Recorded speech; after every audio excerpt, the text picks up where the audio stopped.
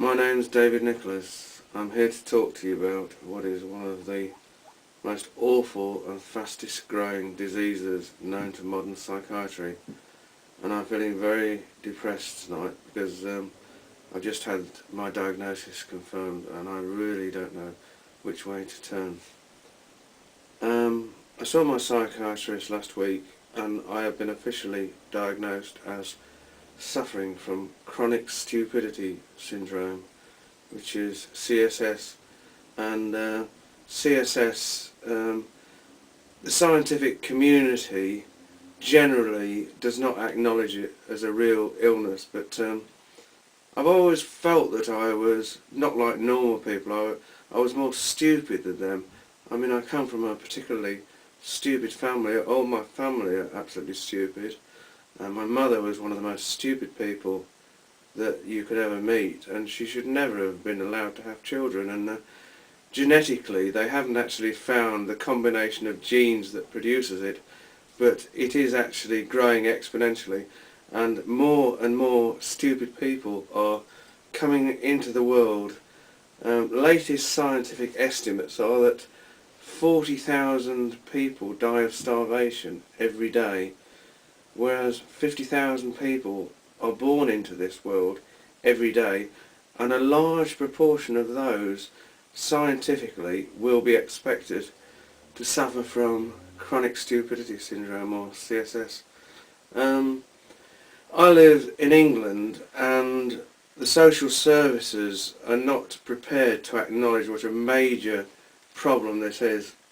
I mean, I went down to try and fill in a form for the DSS and they just didn't want to know. They said, it's not a medical condition we're aware of.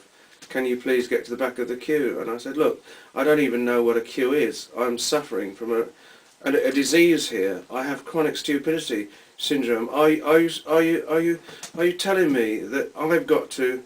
What is going on? I said, I need money. I need money.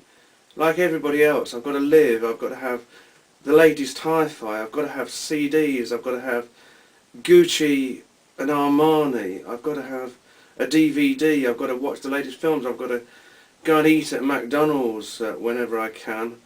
I mean, how am I supposed to live? How am I supposed to get by? I mean, I've actually had a very good education. My father was an architect, and both my parents went to grammar school, and I had a loving childhood. I went to very good schools, and I got 10 O-levels, 6 of them at grade 1, and I got 5 A-levels, and the school prize, which was the old Azurians prize for A-level physics. And I then went on to do a degree in electronics, but now I find, due to this terrible this condition, C.S.S, chronic stupidity syndrome, that I am, at the age of 48, just destined never to work again. And I discussed it with a psychiatrist, and I said, sometimes I think I'm absolutely mad. And he said, yeah, I think you're right. He said, but at least you're aware of it, which is more than most people are. And we went in, and I said, as usual, who's on the couch today? And he said, well, you're the one that's taking the tablets, so I suggest it's your turn. And there's nothing they can do. And the outlook, the prognosis is not good. I mean, everybody knows that brain cells die in their millions every day, particularly if you smoke cigarettes and drink alcohol. You're losing millions of brain cells every day, so, you know, the prognosis is not good.